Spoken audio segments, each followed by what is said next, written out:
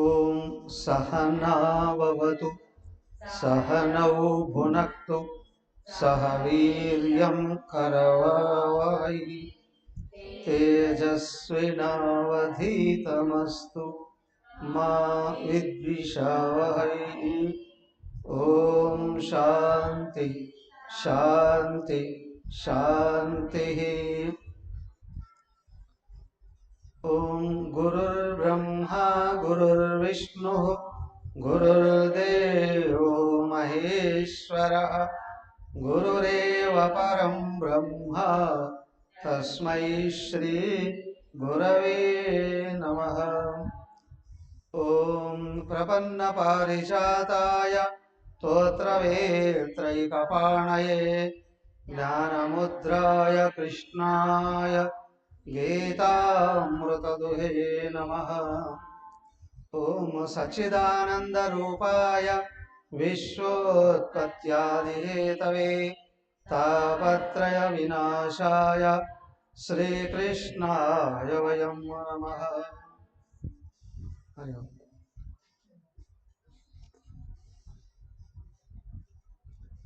శ్రీమద్ భాగవతం ఏకాదశ స్కందం 5వ అధ్యాయం 18 శ్లోకాలు పూర్తి చేశాం. 19వ శ్లోకం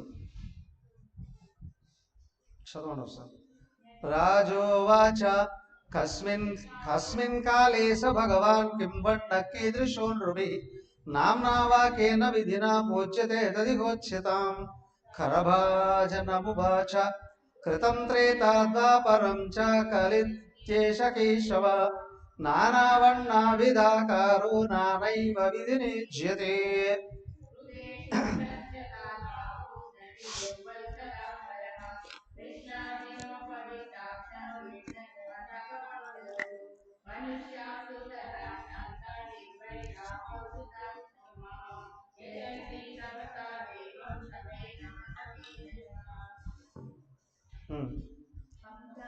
రాజోవాచ, నిమి చక్రవర్తి ఆయన అడుగుతూ ఉన్నాడు.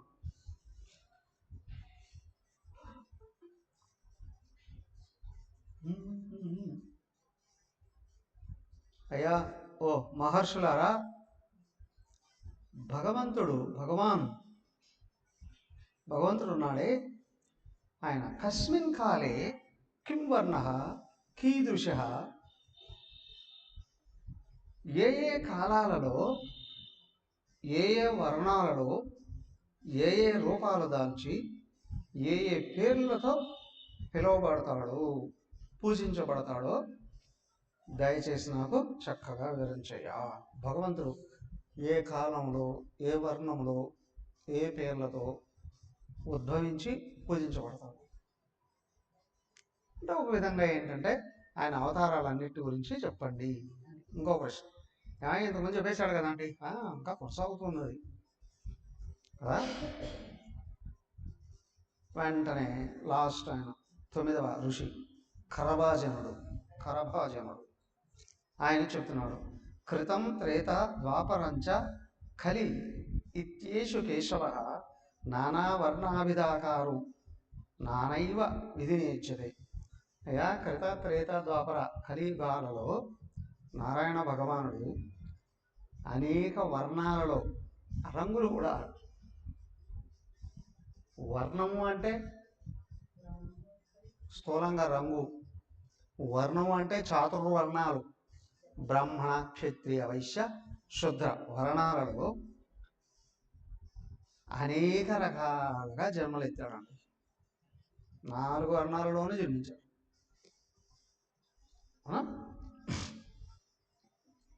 అయితే ఆయన కృతే శుక్ల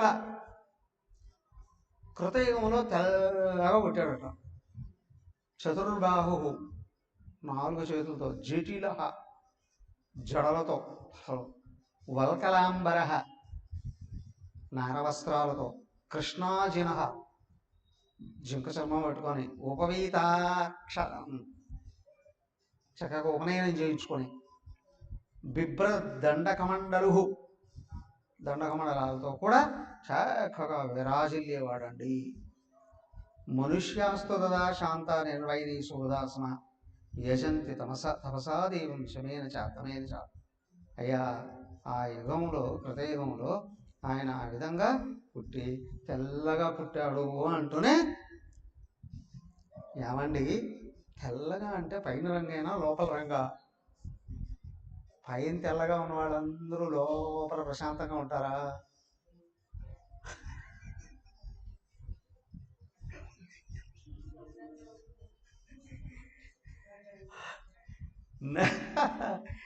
నల్లగా పుట్టినంత మాత్రాన ఏం ఉత్తమ గుణాలు లేవనుకుంటారా? అనేక రకాలుగా. నారాయణ భగవానుడిది ఏ రంగు? నారాయణ భగవానుడిది ఏ రంగు? అసలు ఆయనది ఏ రంగు? అసలు ఏ రంగు? సో ఇక్కడ ఆయన కృతయుగంలో శ్వేతవర్ణంలోనే ఉద్భవించాడండి. కృతయుగంలో ఎక్కడ ఉద్భవించాడు చెప్తున్నాడు. అది కూడా ఆయన అక్కడ శ్వేతవర్ణంతో వచ్చాడు, చక్క జడాజుతో ఉన్నాడు, ఇవి నారవస్త్రాలను ధరించాడు, కృష్ణాచనం పట్టుకున్నాడు, యజ్ఞోపవేదం వేసుకున్నాడు, రుద్రాక్షమాలు వేసుకున్నాడు, దండక మండలాలు కూడా పట్టుకున్నాడు. ఏమయ్యా, ఆ యుగంలో ఆయన్ని శాంత స్వభావం కలిగినటువంటి వారిగా కొలిచేవారు. అవునా? సకల ప్రాణులకై హితాన్ని కలిగిస్తూ సమదృష్టితో ఉంటూ ఇంద్రియ నిగ్రహం, మనో నిగ్రహం కలిగి ధ్యాన రూపంలో తపస్సు ద్వారా పరమాత్మను చేయించేవాళ్ళు అప్పట్లో. అలాగా ఆయన కనిపించేవాడు కాబట్టి మరి కొలిచేవాళ్ళు. దానికి చూడండి, కృతయుగంలో యజ్ఞయాగాలు జరగలేదు ఎక్కువగా. అక్కడ ధ్యానమే ప్రధానంగా ఉండేది. ఎక్కడ మనిషికి అవసరానికి మించి విషయ సేకరణ, ధన సేకరణ జరుగుతుందో ధర్మం అడుగంటిపోతుంది, నిగ్రహం కోల్పోతుంది, శాంతి దూరం అయిపోతుంది. దానికే కృతయుగంలో ఏది అవసరం అది మాత్రమే సంపాదించుకునేవాడు. హాయిగా తిని ప్రశాంతంగా కూర్చునేవాడు. ఇంటికి తాళం వేసి వచ్చానా లేదా, వస్తువులు ఎక్కడ పెట్టారో ఏంటి, అది ఇప్పుడు పనివాళ్ళు లోపలికి ఏం చెప్తారు, అవునా, ఎవరు వస్తారా, ఏమి లేదు అన్ని తలుపులే వేయాల్సిన అవసరం ఉండేది కాదు. ఎప్పుడు చూసినా ధ్యానంలో ఉండేది. విషయ అవసరాలని అత్యంత అల్పంగా, అవసరమైనంత మాత్రమే స్వల్పంగా ఆడుకునేవారు కాబట్టి ఎప్పుడు ధ్యానంలో ఉండేవారు. సహజంగా ధ్యానంలోనే ఉండేవారు. దాని తర్వాత చూడండి 3 హంస సువర్ణో వైకుంఠో ధర్మో యోగేశ్వరో మలః ఈశ్వర పురుషో వ్యక్త పరమాత్మేతి గీయతే త్రేతాయాం రక్తవర్ణోసౌ చతుర్బాహుస్త్రిమేఖలః హిరణ్యకేశస్త్రయ్యాత్మా సృక్షువాద్యుపలక్షణః తంతదా మనుజా దేవం సర్వదేవమయం హరిం యజంతి విద్యయా త్రయ్యా ధర్మిష్ట బ్రహ్మవాదినః విష్ణుర్యజ్ఞ పృష్ణిగర్భః సర్వదేవ ఉరుక్రమః వృషాకభిరుగాయ ఇతీర్యతే ద్వాపరే భగవాన్ శ్యామః పీతవాసः శ్రీవత్సాదిభిరంకైశ్చ లక్షణైర్ తంతదా పురుషం వర్త్య మహారాజోపలక్షణః యజంతి వేదతంత్రాభ్యాం నమస్తే వాసుదేవాయ నమః సంకర్షణాయ చ ప్రద్యుమ్నాయ నిరుద్ధాయ తుభ్యం భగవతే నమః నారాయణాయ ఋషయే పురుషాయ మహాత్మనే విశ్వేశ్వరాయ విశ్వాయ సర్వభూతాంతరా. ఓకే, ఏమయ్యా అప్పుడు ఆ యుగంలో హంస రూపంలో వ్యక్తమయ్యాడు. సనక సనందనాథులకే బ్రహ్మదేవుడితో సహా వాళ్ళకందరికి జ్ఞానాన్ని బోధించాడు. హంస గీత. సుపర్ణుడు మంచి రెక్కలు కలిగిన వాడు అని. అంతేకాదు సుపర్ణుడు అనే పేరుతో కూడా పుట్టాడు. వైకుంఠుడు అని పిలిచేవాడు. ధర్ముడు ఆయన మొదటి అవతారం అక్కడ. యోగేశ్వరుడు, అమలుడు, ఈశ్వరుడు, పురుషుడు, అమరేశ్వరం అని కదా. ఓంకారేశ్వరం పక్కనే ఎదురుగా ఇటు పక్క అమలేశ్వరం ఉంటాడు. పురుషుడు, అవ్యక్తుడు, పరమాత్మ అనే పేర్లతో ఆయన కొలిచేవారండి ధ్యానంలోనైనా. తర్వాత త్రేతాయుగం వచ్చిందండి. త్రేతాయుగం రక్తవర్ణం అసలు. త్రేతాయుగంలోకి వచ్చినప్పటికీ ఎలా ఉండేవారండి? ఎర్రటి వర్ణంతో ఉండేవాడండి. అక్కడ కూడా చతుర్భుజాలు ఉండేటండి. కటిపాకానికి త్రిమేఖలం. సారీ, మేఖలం అంటే మొలతాడు. అది 3 పొరలు కలిగినటువంటి దర్భతాడుని మొలతాడుగా కలిగి ఉండేవారు. కటిపాకానికి ఏంది స్వామి కేశాలు బంగారు వర్ణంలో ఉండేటట. వేద ప్రతిపాదన యజ్ఞ రూపంలో దాచాడట. ఎవరు యజ్ఞ రూపుడు అంటే? యజ్ఞగుణంలో నుంచి వచ్చాడే ఆయన. పాయసం తీసుకొని ఏమంటారు? యజ్ఞంలో నుండి బయటకు వచ్చి అనుగ్రహించేవాడు రాముడికి. పుట్టేటప్పుడు కూడా ధన్వంతరి రూపం కూడా ఆయనే కదా. ధన్వంతరి రూపం కూడా ఆయనే. యజ్ఞ రూపం. దానికి ఆయన కూడా ఏమంటారు? యజ్ఞవరాహమూర్తి. వరాహతాన్ని కూడా యజ్ఞవరాహమూర్తి అని అంటారు. ఆ రూపంలో కావాలి కాబట్టి. ఎందుకంటే నీళ్ళల్లో మునిగిపోయింది భూమిని పైకి తీసుకురావాలి అని అంటే నీళ్ళల్లో ఉండగలిగేది ఏది? వరాహమూర్తిలాగా పైకి తీసుకొని వచ్చాడు భూమిని కూడా. ఆ విధంగా కదా. అది సూక్ష్మవాచాలు బట్టి యజ్ఞం కూడా చేసి కదా. యగాలు ధర్మనిష్ట వాళ్ళు వేదాధ్యయనందు అధ్యాపన పారంగతులైనటువంటి వాళ్ళు రూపంలో కూడా ఆయన ఉండేవాడండి. 4 వేదాల ద్వారాగా అప్పుడు ఆయన్ని ఆరాధించేటువంటి వాళ్ళండి. దాని తర్వాత విష్ణుడు యజ్ఞ కృష్ణిగర్భ సర్వదేవ ఉరుక్రమ వృషాకవి జయంతశ్చ ఉరుగాయ ఇతీర్యతే. ఈ విధమైన పేర్లతో కూడా ఆయన పిలిచేవారట అప్పుడు. విష్ణువు అని, యజ్ఞపురుషుడు అని, ప్రశ్నిగర్భుడు. ఎవరైనా ప్రశ్నిగర్భుడు?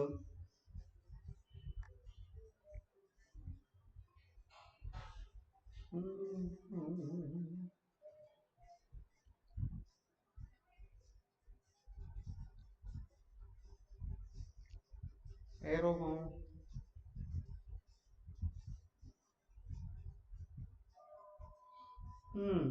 చూద్దాం. కృష్ణగర్భుడు అని కూడా పిలువబడే అనమాట. సర్వదేవుడు, ఉరుక్రముడు.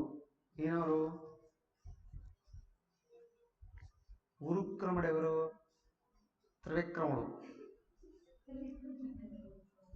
త్రివిక్రముడు ఎవరు? వామనావతారం ఎత్తి మొత్తం ముల్లోకాలను వ్యాపించాడు కదా ఆయన. వృషాకవి శివుడు, జయంతుడు, ఉరుగాయుడు నామాలతో ఈయన చక్కగా కీర్తించబడేవాడట అప్పుడు. తర్వాత ద్వాపరే భగవాన్ శ్యామ పీతవాస నిజాయుధ శ్రీవత్సాది అంకైశ్చ లక్షణైరుపలక్షిత. ద్వాపరయుగంలో భగవంతుడు శ్యామవర్ణంలో పుట్టాడట. నీలమేఘ శ్యామం. అంతేకాదు పీతవాస అంటే పచ్చటి. పీతాంబరం అంటే ఏమిటి? పట్టువస్త్రాన్ని కాదు, పచ్చటి పచ్చు వస్త్రం. పీత అంటే ఎల్లో, పీతాంబరం అంటే పచ్చమైన బంగారు వర్ణంలో ఉన్న పట్టు వస్త్రం. సో అవి ధరించి ఉండేవాడట. అంతేకాదు కంఠంలో కౌస్తుభమణి ఉండేదట, వక్షస్థలంలో శ్రీవత్స చిహ్నము ఉండేదట. లక్ష్మీదేవి ఏమైంది చంద్రకర కథాపద్మాలు పట్టుకొని కూడా ఆయన అప్పుడు అవతరించాడండి. పాదాలలో ఏది పద్మ శంఖ చక్రాలు కూడా ఆయన చిహ్నాలు ఉండేటువంటి పాదాలలోనూ ఛత్రం చామరం మొదలైనటువంటి లక్షణాలతో కూడా ఆయన ఉద్భవించాడండి. ఆ విధంగా ఆరాధించబడేవాళ్ళండి ఆయన. అంటే ఒక విధంగా వామర రూపం కూడా చూపించారు. ముఖ్యంగా ఈయన ఎవరు శ్రీకృష్ణుడినే ఎక్కువగా వర్ణించడం జరిగింది ఇక్కడ, శ్రీకృష్ణుని రూపం అని. ఎప్పుడు ఇదంతా ద్వాపరయుగంలోనండి. తర్వాత ఏమైందయ్యా, ఆయన ఈ విధంగా ఇంకా పిలిచేవాళ్ళండి. ఏమని?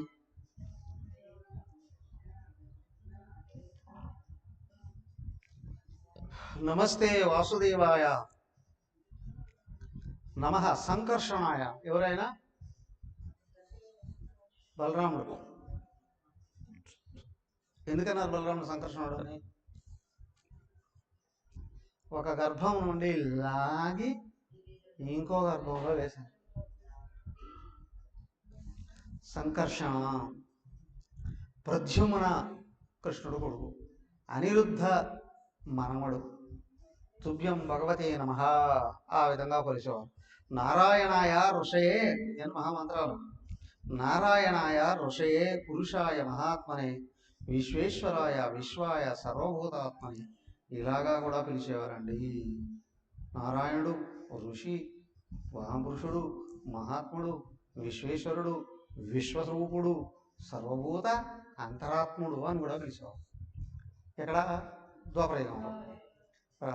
ఇది ద్వాపర ఉర్వీషాస్తువంతి జగదీశ్వరం నానాతంత్ర విధానేన కళావపి యథా శృణు కృష్ణవర్ణం ద్విషా కృష్ణం సాంగోపాంగాస్త్రవార్షదం యజ్ఞై సంకీర్తన ప్రాయేర్యజంతి సుమేధసః ధ్యేయం సదా పరిభవగ్నమభీష్టదోహం తీర్థాస్పదం శివివిధించు మతం శరణ్యం మృత్వార్తిహం ప్రణతపాల భవాబ్ది సూతం వందే మహాపురుషతే శరణారవిందం త్యక్త్వా సుదస్వ్యజ సురేప్సిత రాజ్యలక్ష్మీ ధర్మిష్ట ఆర్యవచసాయదగాదరణ్యం మాయామృగం దయితయేప్సిత మన్వదావతు వందే మహాపురుషతే చరణారవిందం ఏవం యుగానురూపాభ్యాం భగవాన్ యుగవర్తిభిః మనుజైరిచ్యతే రాజన్ శ్రేయసామీశ్వరో హరి. ఓకే, ఇది ద్వాపర. ఏ విధంగా ద్వాపరయుగంలో ఉర్వి ఈశ ఈ భూమిని పరిపాలించినటువంటి భూమికి నాయకుడుగాను ఆయన కనిపించాడు కదా, ఆరాధించారు. జగదీశ్వరం నానా తంత్ర విధానైన కలవు అపి యథాశృణు అయ్యా, అనేక రకాల విధి విధానాలలో కలియుగంలో కూడా ఆయన ఆరాధించారు. ఎవరయ్యా కలియుగంలో? కృష్ణవర్ణం ద్విషాం అకృష్ణం సాంగోపాంగాస్త్రపార్షదం. ఏమయ్యావు? కలియుగంలోకి వచ్చాడు. కలియుగం ఆయన శ్రీకృష్ణుడు ద్వాపరయుగం కదా, ద్వాపరయుగ అంతంలో ఆయన వచ్చాడు. కానీ కలియుగంలోనే బాగా ఆరాధించబడుతూ ఉన్నాడు కదా. అన్ని రకాల చిహ్నాలన్నింటినీ కూడా కలిగి ఇక్కడ ఆయన చక్కగా ఆరాధించబడుతున్నాడండి కదా. ఇంకా ఏమైందండి?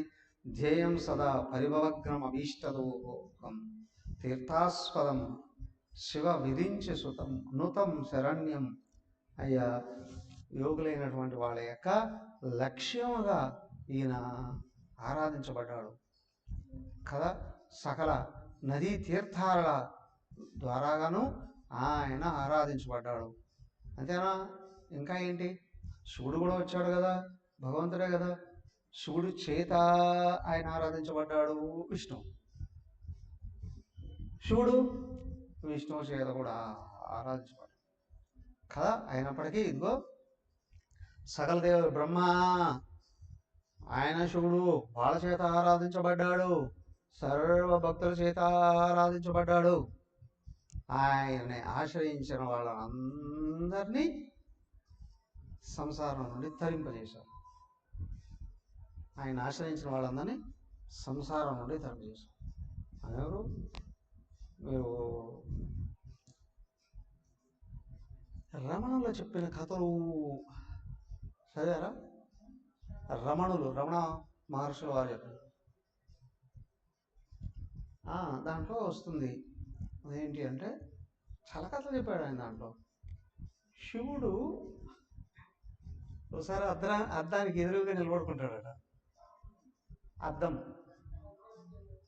అద్దానికి ఎదురుగా నిలబడుకుంటాడట. అందులో కనిపించి అరే బల ఉన్నాడే అనుకుంటాడు. ఎవరు అనుకున్నారు?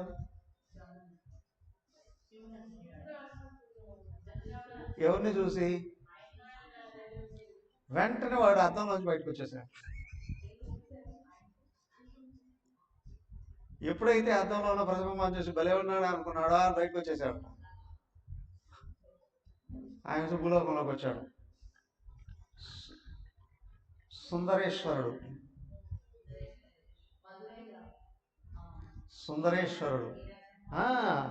అబ్బాబ్బా ఆయన విపరీతమైన కోరికలు.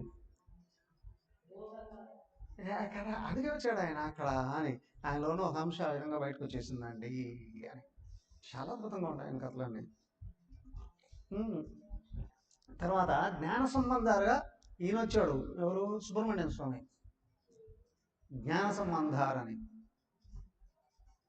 అలాగే 3 ఏళ్ల వయసులోనే జ్ఞానోదయం అయిపోతుంది. సాక్షాత్ వాళ్ళ నాన్న పురోహితుడు తీసుకొని వచ్చి టెంపుల్కి పూజ చేయడానికి వచ్చి ఆ పైన నిలబెట్టి కొలంలోకి వెళ్తాడు స్నానం చేసి రావడానికి. కొనేరులోకి వెళ్ళొచ్చే లోపల ఈ పిల్లాడు భయపడి అరుస్తాడు. అటు తిరుగుతూ ఉంటే అటు పక్క ఉత్సవ విగ్రహాలన్నీ ఉంటాయి. ఆ ఉత్సవ విగ్రహాల్లో ఒకటి దుర్గాదేవి, పార్వతీదేవి విగ్రహం. అమ్మవారు కూర్చొని ఉన్నట్టు పద్మాసనం వేసుకున్నట్టు ఉంటుంది. వెళ్ళి ఆ ఒళ్ళో కూర్చుంటాడు.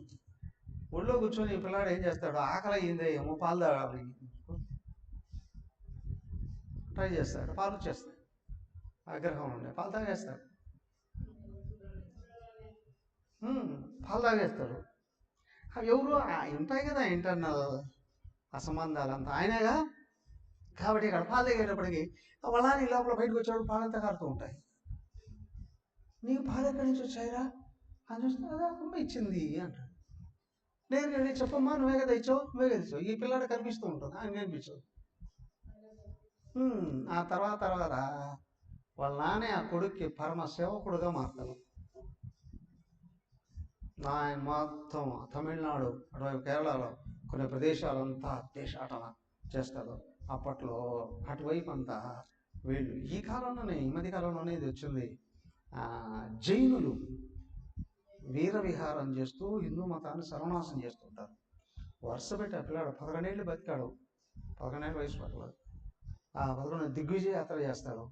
ఈ జైనుల్ని ఓడించి చిత్రవధ చేసి తరివేస్తాడు అందరినీ.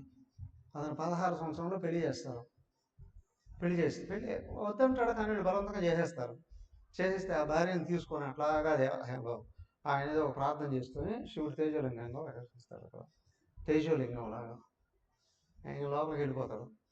భార్య కూడా వెంట పరిగెత్తాడు. అది చెప్తాడు, ఎవరైనా ముక్తి కావాలనుకున్న వాళ్ళు నాతో వచ్చేయండి అని. కొన్ని వేల మంది ఆయనతో వెళ్ళిపోతారు. వేల మంది. ఆ తేజోలింగం అదేగా జ్యోతిలింగం. వెళ్ళిపోతారు అందరూ. ఎక్కడ అందరూ జీవముక్తులు కనిపించుకొని వెళ్ళిపోతారు. అంతే ముక్తులు అయిపోతారు. ఏమయ్యా అలాంటి మహానుభావులు ఎంతమందో కదా. తర్వాత రమణ మహర్షుల వారిని కూడా స్కందుడే అంటారు. తర్వాత నార్త్ ఇండియాలో కూడా కుమారీల భట్టు తెలుసా? మండన మిశ్రుడు గురువు గారు కుమారీల భట్టు. ఈయన గురువు జైమిని గురువు వ్యాసుల వారు. కుమారీల భట్టు ఆయన కూడా సుబ్రహ్మణ్య స్వామి. అక్కడ బౌద్ధ మతాన్ని తరిమేస్తారు. నార్త్ ఇండియాలో లేకుండా. సో ఏమయ్యా, భగవంతుడు ఎక్కడ ఎక్కడ ఎప్పుడెప్పుడు ఇన్ని రకాలుగా ఉద్భవించాడయ్యా అందరినీ అనుగ్రహించడం కొరకు. అంతేకాదు త్యక్వా సుహృత్ త్యజే సురూపేప్సిత రాజ్యలక్ష్మీ ధర్మిష్ట ఆర్యవశస యదా గాధరణ్యం. ఇందుకో అంతేకాదు, ఓ మహారాజా, సాక్షాత్ విష్ణుదేవుడే అయోధ్యలో రామచంద్రుడుగా పుట్టాడయ్యా. అయోధ్యలో రామచంద్రుడుగా పుట్టాడు. అవునా? అనేక సంవత్సరాల పాటు ఉన్నాడు. వాళ్ళ నాన్న మాట కొరకు అడవులకు వెళ్ళిపోయి ఆయన త్యాగస్వరూపాన్ని నిరూపించుకున్నాడు. అవునా? సీతాదేవిని చేపట్టాడు. తర్వాత రాజ్యాన్ని అంతటిని సుభిక్షంగా నడిపించాడు. అవునా? ఇలాగా కూడా జరిగిందయ్యా. ఇంకా కలిం 36 కలిం సభాజయంత్యార్య గుణజ్ఞ యత్ర సంకీర్తనే నైవ సర్వం స్వార్థోభిలభ్యతే నక్యంతః పరమో లాభో దేహినాం రామ్యతావిహ యదో విందేత పరమాం శాంతిం నశ్యతి సంస్కృతి.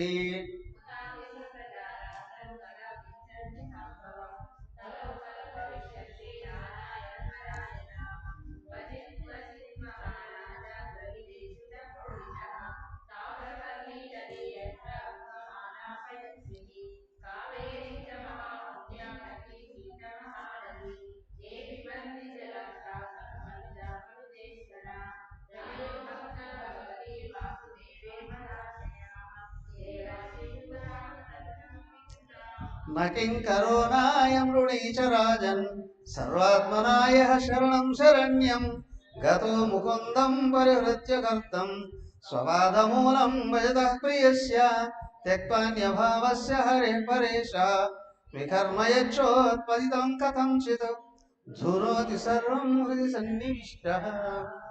ఓకే. కలియుగంలో సభాజయంత్య ఆర్య గుణజ్ఞ సారభాగిన ఇతర సంకీర్తనేని సర్వ స్వార్థో విలభ్యతే. అయ్యా, ఈ కలియుగంలో కూడా భగవంతుడిని అనేక రకాల గుణ వైభవాలతో ఆరాధించడం అనేది జరుగుతుంది. రాముడు అంటేనే గుణాభిరాముడు, సుగుణాభిరాముడు కదా. అలాగే ఏమయ్యా, భగవంతుని ఎందుకు ఆరాధిస్తారు? ధర్మార్థ కామ మోక్షాలు 4 కొరకు ఆరాధించడం అనేటువంటిది కలియుగంలో కూడా బాగా జరుగుతున్నాయా కదా. అయ్యా, కలియుగంలో నిజంగా భగవంతుడి యందు నిజమైన భక్తి కాని ఉంటే ధరించిపోతారు. భక్తితోనే ధరించిపోతారు. భక్తి అంటే పూజ చేస్తే సరిపోతుందా? నైవేద్యాలు పెడితే సరిపోతుందా? లేదా భజన చేస్తే సరిపోతుందా? నామజపం సరిపోతుందా? భగవంతుని ఇష్టపడడమే భక్తి. ఇప్పుడు నీకు ఏదైనా కావాలి అంటే ముందు నువ్వు ఇష్టపడాలి కదా. నాకు ఇష్టం అండి, నాకు చాలా చాలా ఇష్టం అండి, దగ్గర కావడం అనేటువంటి జరుగుతుంది. దానికి దేవుడు అంటే ఇష్టం అనేది ఎక్కడైతే ఉందో ఎవరు దూరం చేయలేరు ఇక. అవునా? ఏమండి నువ్వు పూజ చేస్తావా? భక్తి లేనప్పుడు ఏదో ఒక శాపం చెప్తారు. అవునా కదా? భక్తి అనేది ఉన్నప్పుడు వచ్చింది అవకాశం పరిగెత్తుకుంటూ వెళ్ళిపోతారు. రోజు ఇంట్లో పూజ చేస్తారా? మా ఆయన చేస్తారండి, మా మామయ్య చేస్తారండి, మా తాతగారు చేస్తారండి, ఎవరు చేస్తారండి. నీకు ఇష్టం ఉందా లేదా? నువ్వు దేవుని కోసం ఏం చేస్తున్నావు? భజన చేస్తున్నావా? పూజ చేస్తున్నావా? లేదా పారాయణం చేస్తున్నావా? జపం చేస్తున్నావా? అధ్యయనం చేస్తున్నావా? ధ్యానం చేస్తున్నావా? వీటిలో ఏది లేదు అంటే భక్తి ఎక్కడ ఉంది? ఇంకా భక్తి ఎక్కడ ఉంది? లేదండి, మేము యాత్రలకు వెళ్తామండి. ఎందుకోసం? అది అంటూ ఉండేవారు అమ్మగారు. పక్కింటి వాడు అడిగిందట, ఏమండి ప్రతి సంవత్సరం మీరు యాత్రలకు వెళ్ళేవాళ్ళు కదా, ఈసారి ఎందుకు వెళ్ళలేదంటే, మా పక్కింటి వాళ్ళు తమిళలో అండి, తమిళియన్స్ అండి. మా పక్కింటి వాళ్ళు తమిళియన్స్ అండి. మీ పక్కింటి వాళ్ళు తమిళియన్స్ అయితే నేను అడిగేది మీరు యాత్రకి ఎందుకు పోలేదు, అదే చెప్తున్నానండి అని. దానికి దీనికి సంబంధం ఏంటి అంటే, నేను యాత్రకి వెళ్ళిస్తే ఎవరికి చెప్పుకోవాలండి? అలా మా పక్కింటి వాడికి తెలుగు రాదు, నాకు తమిళ రాదు, నేను ఎవరికి చెప్పుకోవాలి? అందుకే పోలేదండి. అవునా? దేనికోసం చేస్తున్నావు కదా? ఇక్కడ ఇష్టం అనేది ఉన్నప్పుడు అవును పరిగెత్తుకుంటూ వెళ్ళిపోతారు చూడాలి అని. హాలిడేస్ వస్తే ఏదో క్షేత్రానికి వెళ్ళాలి అని కొంతమంది చూస్తారు. అవునా? హాలిడేస్ వస్తే గోవాకి వెళ్దామండి అని కొంతమంది, గోవాకి వెళ్దామండి హాలిడేస్ వస్తే పబ్బులకో క్లబ్బులకో వెళ్ళేసి వద్దామండి అని కొంతమంది అనుకుంటారు కదా. ఒక్కొక్కరు ఒక రకంగా ఈ ఎంత ఎందుకంటే ఎటు జరిగినా ఎవరికి ఏది ఇష్టం ఉంటే అదే చేస్తారయ్యా, వేరే ఏం లేదు. ఎవరికి ఏది ఇష్టమో అదే. నీకు దేవుడు అంటే ఇష్టం ఉంది అంటే నీ మనసు పరిగెత్తుకుంటూ వెళ్ళిపోతుంది. మనసు చూడ రమణ మనసులో చిన్నప్పుడే పరిగెత్తుకుంటూ అరుణాచలంలోకి వచ్చాడు చూసి అప్పా అంటే వెళ్ళిపోయాడు అరుణాచలేశ్వర దగ్గర. వెళ్ళలేదు మళ్ళీ ఆయన తిరిగి వెళ్ళలేదు. సో కాబట్టి ఇక్కడ ఏంటి అంటే ఇష్టం అనేది ఉంటే ఎవరు ఆపలేరు. సేవ అండి, సేవ అంటే ఏంటి? మీ పిల్లలకు మీరు స్నానాలు చేయించరా, బట్టలు వేయరా, అవునా, ఫుడ్ పెట్టరా, నిద్రపుచ్చరా? ఇక్కడ కూడా అదేగా. సో కాబట్టి సేవలు, నేను సేవ చేస్తున్నా, మా పిల్లలకు సేవ చేసామంటే మేము ఎవరన్నా చెప్పుకుంటారా ఏమన్నా? చెప్పలేరు. ఎందుకు? అసలు గుర్తే ఉండవు. ఎక్కడ ఇష్టం ఉందో అక్కడ గుర్తుండవు. ఇష్టం ఎక్కడైతే ఎగిరిపోతుందో ఆ స్థానంలో స్వార్థం వచ్చి కూర్చుందో, అవునా, నేను ఎంత సేవలు చేశాను అని, ఎంతెంత సేవలు చేశాను ఆ భావాలన్నీ బయటకు వస్తాయి. కానీ ఇక్కడైతే గుర్తు. ఎందుకంటే నువ్వు నిజంగా దైవాన్ని ఇష్టంతో సేవించావా, అక్కడ కొలవలేనంత ఆనందాన్ని పొందుతావు. అవునా? ప్రశాంతంగా ఉంటావు. అంతేకాదు నువ్వు చేసే పని ఏదైనా సరే నీకు అనుకూలంగా ఫలితాలు ఇస్తుంది. మూడో విషయం గుర్తించండి, నిజంగా సేవలు చేసిన చోట సమాజం గౌరవిస్తుంది. అవునా? దేవుడికి సేవ చేస్తున్నావు, గురువులకు సేవ చేస్తున్నావు, సాధు సత్పురుషులకు సేవ చేస్తున్నావు, సమాజం గౌరవిస్తుంది అక్కడ. అంతేకాదు అక్కడ ఏమవుతుందంటే నిరంతర అభివృద్ధి ఉంటుంది. ఇప్పుడు సమాజ సేవని అనేక రకాలుగా కూడా చేస్తూ ఉంటారండి. అనాథ శరణాలయాలు, ఓల్డేజ్ హోమ్స్, అఫ్కోర్స్ చేయొచ్చు. కానీ అక్కడ గౌరవం రావచ్చు రాకపోవచ్చు, ప్రశాంతత రావచ్చు రాకపోవచ్చు కదా. కానీ ఇక్కడ ఉంది, ఖచ్చితంగా ఉంది. ఎందుకు? వాళ్ళ ఆశీర్వాదం ఉంటుంది, వాళ్ళ గైడెన్స్ ఉంటుంది, వాళ్ళ రక్షణ ఉంటుంది. చెప్పాడు కదా అక్కడ, మహాత్ములకు సేవ చేస్తే వాళ్ళ పుణ్యాలు అన్నీ వీళ్ళకి వచ్చేస్తాయండి, అన్నీ వస్తాయి కదా. కాబట్టి ఎవరైతే భగవంతుడికి సేవ చేస్తూ ఉన్నారో వాళ్ళ జీవితం ఆనందంలో వృద్ధి అవుతుందండి. దానికే చెప్పారు, అయ్యా కలియుగంలో భగవంతుడు సేవ చేసేవాళ్ళు కూడా చాలా పెరుగుతారు. అవునా? దక్షిణ భారతదేశంలో అత్యధికంగా మహాత్ములు కూడా పుడతారండి. కేరళలో తపోవనం, నారాయణ గురువు, చట్టాంబి స్వామి గారు, గురుదేవులు, అవునా, శంకర్ల వారు ఎంతమంది వచ్చారు, శివగురు అనే తమిళనాడులో సుధానంద స్వామీజీ, సిద్ధానంద స్వామీజీ, మహాత్ములు ఎంతమంది తయారయ్యారు. దానికే అన్నారు, సౌత్ ఇండియా నుండి ఇటు వస్తే ఆంధ్రప్రదేశ్లో ఎంతమంది తయారయ్యారు. మన గురువుగారు, అమ్మగారు కేరళలో పుట్టిన మలయాళ స్వామి గారు ఆంధ్రప్రదేశ్లోకి వచ్చేసారు. గడ్డి రామకృష్ణ స్వామి గారు, ఇలా ఎంతమంది మహానుభావులు ఇక్కడంతా పుట్టి నది స్థానాలలో ఉండి వాళ్ళ తరిస్తూ అందరినీ ధరింపజేసే ప్రక్రియను వాళ్ళందరికీ చూపించారు. వాళ్ళ సన్నిధికి వచ్చినటువంటి వాళ్ళందరినీ కూడా కర్మల నుండి, కర్మబంధనాల నుండి బయటపడి వేసేసారు కదా. కాబట్టి ఏమయ్యా, ఇంకో విషయం కూడా చెప్తారు, కలియుగంలో అత్యంత తొందరగా భక్తులు ముక్తులు అవుతారు. అల్పాయుష్కులే అయినా అత్యంత తొందరగా ముక్తులైపోతారండి ఇక్కడ దైవాన్ని తెలిసి సేవించినటువంటి వాళ్ళు.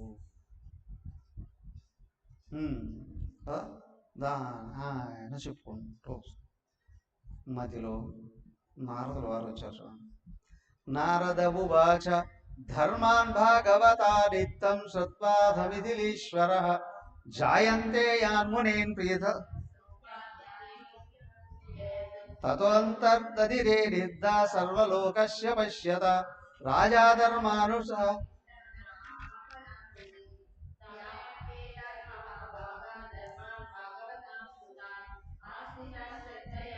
తో నిస్సంగో యాస్యసే పరం యువయో ఖలు దంపత్యోర్యశసా పూరితం జగదు పుత్రతామగద్వాం భగవానీశ్వరో హరి దర్శనాలింగనాలాభై శయనాసన భోజనై ఆత్మావాం పావిత కృష్ణే పుత్రస్నేహం ప్రకుర్వతో వైరేణయం నృపతయ శుభాల పౌండ్ర సాల్వాదయో గతి విలాస విలోకనాధ్యై జాయంతాకుతదియశయనాసనాదౌ తత్సౌమ్య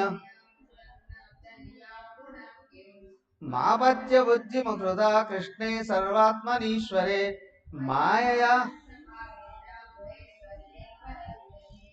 నారదవాచ నారదుడు ఎక్కడున్నాడు?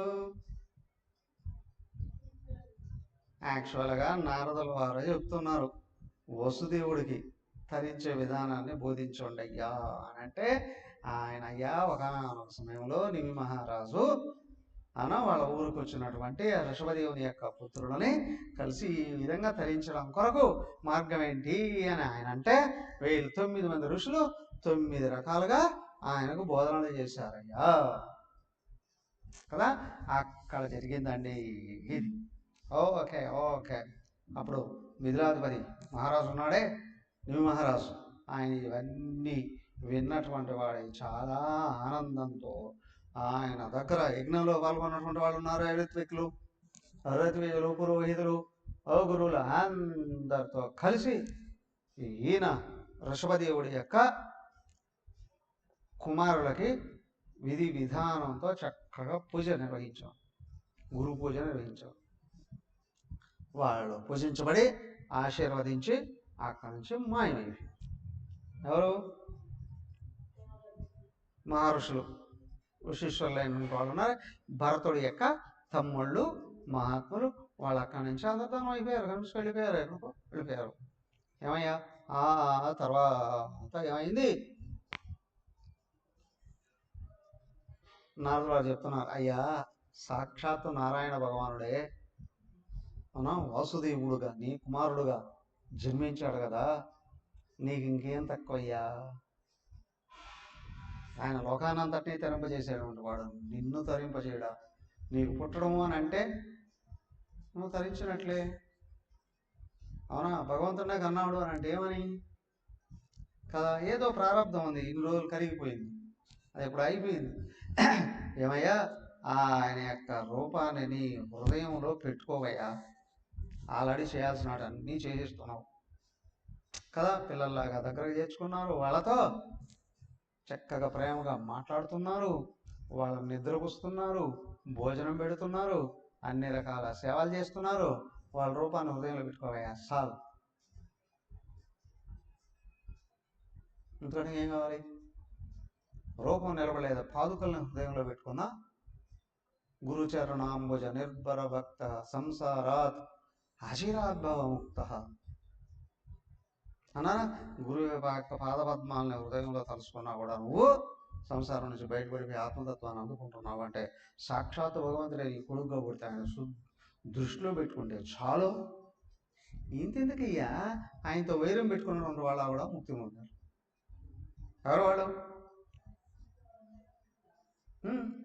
శిశుపాలుడు, పౌండ్రకుడు, సాల్వుడు మొదలైనటువంటి వాళ్ళు బోల్డంత మంది ధరించి ఆయనలో కలిసిపోయారు కదా. అలాంటిది శ్రీకృష్ణ భగవానుడి యొక్క రూపాన్ని ధ్యానిస్తే చాలు, నువ్వు అన్ని రకాల బంధనాల నుండి బయట పడిపోతావయ్యా. ఎందుకంటే నీకు వేరుగా వేరేం అసలు జనరల్గా కొడుకు అంటే ప్రేమ ఉంటుంది కదా, ఉండదా? ఆ రూపాన్ని దైవంగా భావించి లోపల నిలబెట్టుకోగలిగితే చాలు. భావించాలి అక్కడ నా కొడుకు అనుకుంటే భగవంతుడు అయినా అడేం తరింపజేయలేడు కదా. నీ కొడుకునే ఆయన భగవంతుడుగా నువ్వు కానీ భావించగలిగేటట్లయితే తరిస్తాం.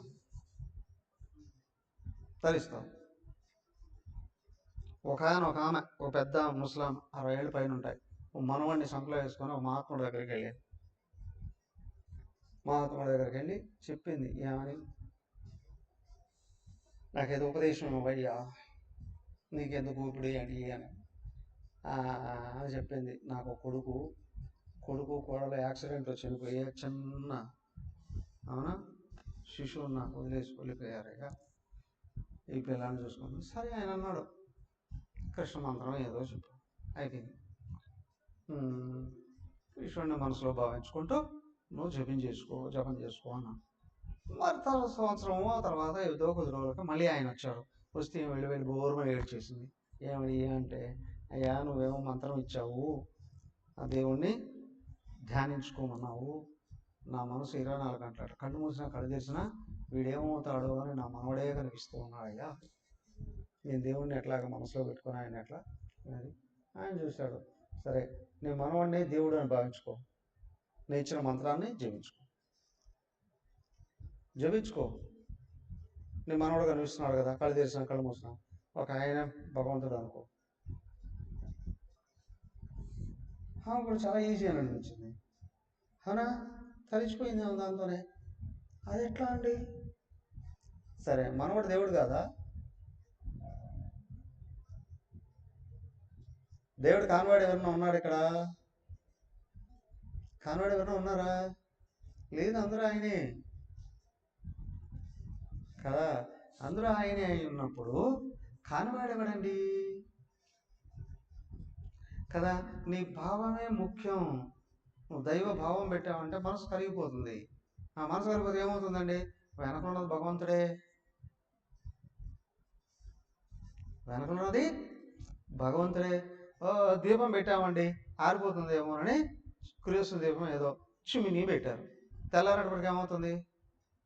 మసినుడుకు అని ఉంది.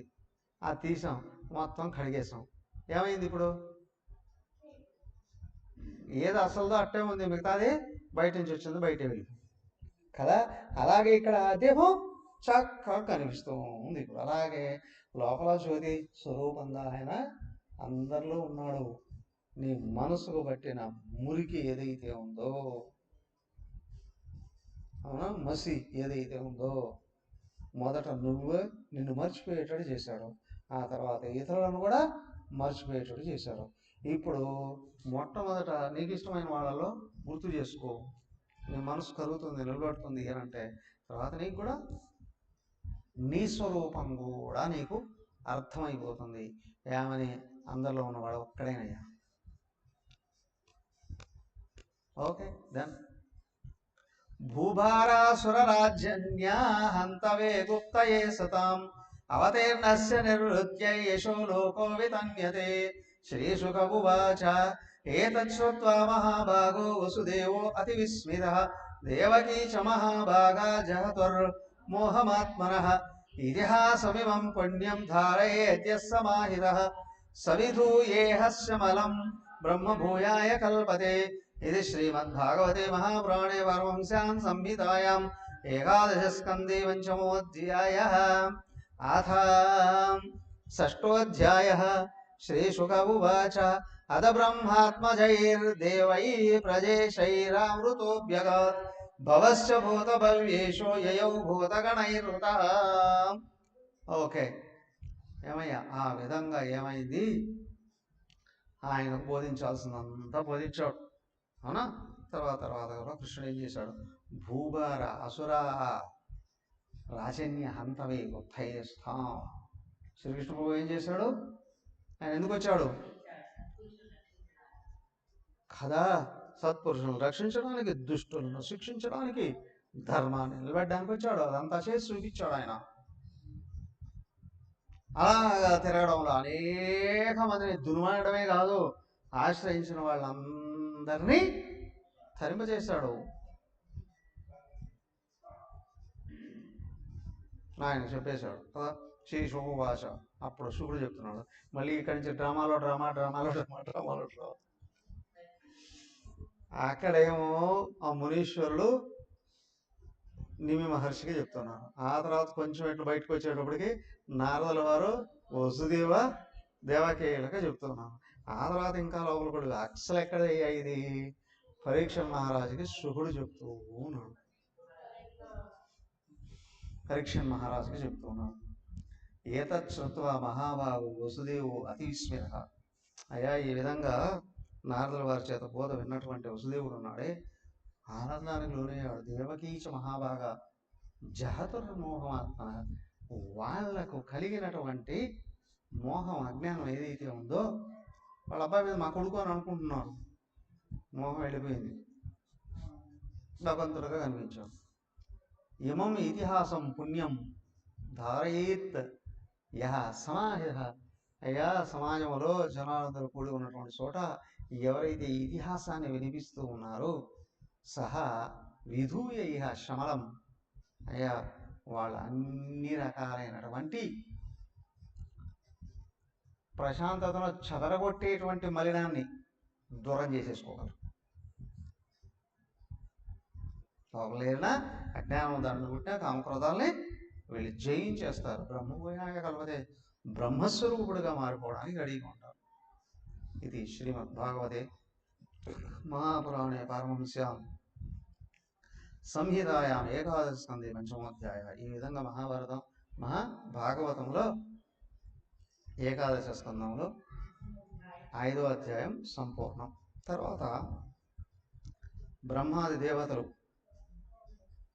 పరంధామానికి వచ్చారట. ఎక్కడ ఆ పరంధామం? ఎక్కడ? భగవంతుడు ఎక్కడుంటే అక్కడ కదా. అక్కడికి అందరూ వచ్చారు. అందరూ వచ్చి ఎక్కడ ఉన్నాడు ఈయన? ఏకాదశి స్కందం కదా, ప్రభాస్ తీర్థానికి వచ్చేస్తున్నారు. ఈయనని దర్శించడానికి ఋషులందరూ వచ్చారు. ఋషులందరూ వచ్చారు, బ్రహ్మాది దేవతలు వచ్చారు, అందరూ వచ్చారు. అందరూ వచ్చి ఆయన్ని ప్రార్థిస్తూ ఉన్నారు. అవునా? ఇదికయ్యా, ఈయనకి చివరి టైం వచ్చేసింది అవతార పరిసమాప్తికి కదా. వీళ్ళందరూ వచ్చారు. వీళ్ళందరూ వస్తే ఆయన మాట్లాడుతున్నాడు. ఏమయ్యా, బ్రహ్మాది దేవతలతో కృష్ణుడు అంటే విష్ణుదేవుడు మాట్లాడుతూ ఉంటే అది సామాన్యమైన సంభాషణ అయింటదా కదా. కొంతమంది గొప్పవాళ్ళు కొంచెం మాట్లాడుకుంటూ ఉన్నారు అంటే ఏమవుతుంది? అతి అద్భుతమైనటువంటి సందేశం అవుతుంది. దానికే గురుదేవుడి ఒక బుక్ ఉంది, at every breath as a teach అని. ప్రతి శ్వాస ఉపదేశమే కదా. మహాత్మ మాట్లాడుకుంటే వాళ్ళు ఏం మాట్లాడినా శాస్త్రం అయిపోతుందండి. అది గుర్తించగలగా వాళ్ళు తరించిపోతారండి. వీళ్ళు ఋషులతో మాట్లాడుతున్నారు. ఆ తర్వాత ఉద్ధవుడు వచ్చాడు. ఉద్ధవుడు ఆయన సనస్సుజాతుల వారే, ఉద్ధవుడుగా పుట్టాడు. ఈ ఉద్ధవుడికి బోధన చేశారు. ఈ ఉద్ధవుడికి చేసిన బోధన ఏదైతే ఉందో ఉద్ధవ గీత అన్నారు. అయితే ఈయన చెప్తాడు, అయ్యా, ఇది పూర్వం దత్తాత్రేయుల వారు యదు మహారాజుకు బోధిస్తారయ్యా అంటారు. యదు మహారాజు అంటే యదు వంశం కదా శ్రీకృష్ణుడిది, వాళ్ళ వంశంలో ముందున్న ఆయన కదా. అప్పుడు ఆ విధంగా యదు మహారాజు ఈ దగ్గర బోధన విని తరించిపోయాడయ్యా. ఓ ఉద్ధవా, ఇదిగో నీకు బోధించిపోతాం. నెక్స్ట్ 7వ అధ్యాయం, 7వ అధ్యాయం నుండి ఒక 3-4 అధ్యాయాలు ఉద్ధవ గీత. ఇది 6. దాని తర్వాత రాబోయే. ఓకే, తర్వాత చూద్దాం. ఓం సర్వే భవంతు సుఖినః, సర్వే సంతు నిరామయాః, సర్వే భద్రాణి పశ్యంతు, మా కశ్చిద్ దుఃఖభాగ్ భవేత్. ఓం శాంతి శాంతి శాంతి. హరి ఓం. శ్రీ గురుభ్యో నమః. హరి ఓం.